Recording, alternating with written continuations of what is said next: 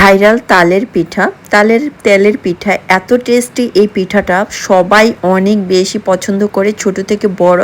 So কিভাবে খুব সহজে তালের এই পিঠাটার রেসিপি করলাম আজকে দেখাবো। প্রথমে চালের গুঁড়ো নিয়ে নিচ্ছি, তারপরে আটা নিয়ে নিচ্ছি, তারপরে তাল নিয়ে নিচ্ছি ঘন করে জাল দেওয়া তাল, তারপরে গুড় নিয়ে নিচ্ছি, নারকেল দিয়ে দিচ্ছি সামান্য একটু লবণ দিয়ে, তারপর দিয়ে দিচ্ছি গুঁড়া দুধ 2 টেবিল চামচ দিয়ে। এখন হাত দিয়ে খুব ভালোভাবে আগে মতে নিব। হাত দিয়ে কিছুক্ষণ মতার পর যখন একটু সফট হবে, তারপর হালকা কুমকুম গরম পানি একটু একটু করে অ্যাড করব আর হাত দিয়ে মতে থাকবো। এইটা না এভাবেই প্রসেস করতে হবে।